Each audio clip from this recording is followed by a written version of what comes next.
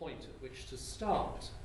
Are these stories about the birth of Jesus that we find in Luke's Gospel, the shepherds, the angels in the sky, and so on, are these reliable history?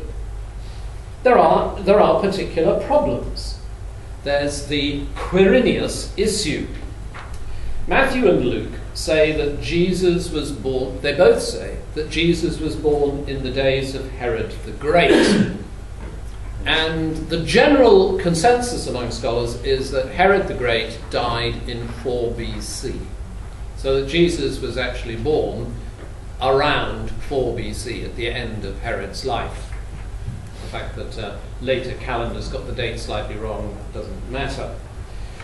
Jesus born during the days of Herod the Great. But Luke tells us, Luke chapter 2, verse 1, speaks of the Holy Family going back to Bethlehem because of the registration that was taking place at that time. And Luke 2 verse 1 says, this first registration took place when Quirinius was governor of Syria. There's a problem. The evidence is, and I think it's quite good evidence, that Quirinius was governor of Syria, and that includes the area of Syria, included what we might call Palestine or modern Israel. Quirinius, governor of Syria, that he was governor and he held his census in AD 6.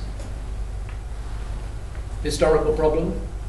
10 years out?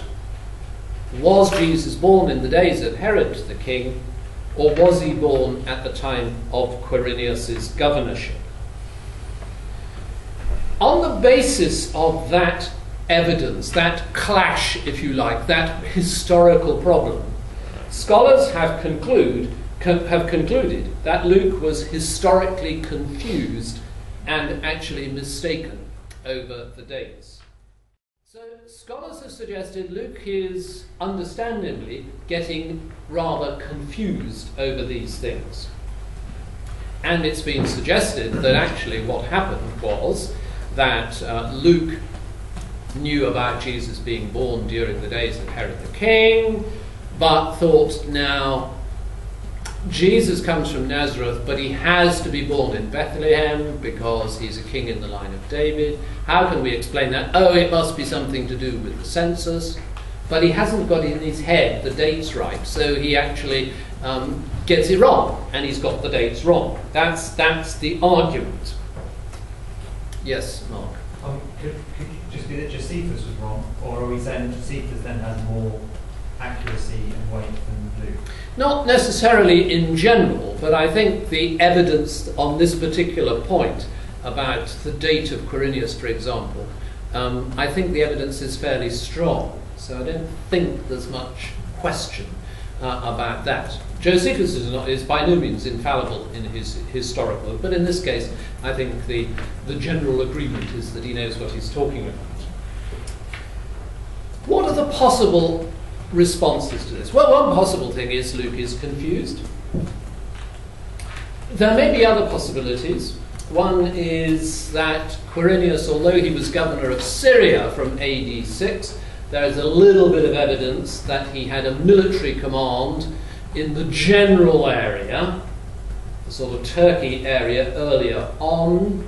Was there an earlier census that was somehow associated with him? Or, and this is a serious possibility, is that the Greek can be translated as saying this first registration, it should not be, this first registration took place when Quirinius was governor of Syria, but this was the registration before the famous one when Quirinius was governor. The Greek will bear that sense, and that could be the right translation.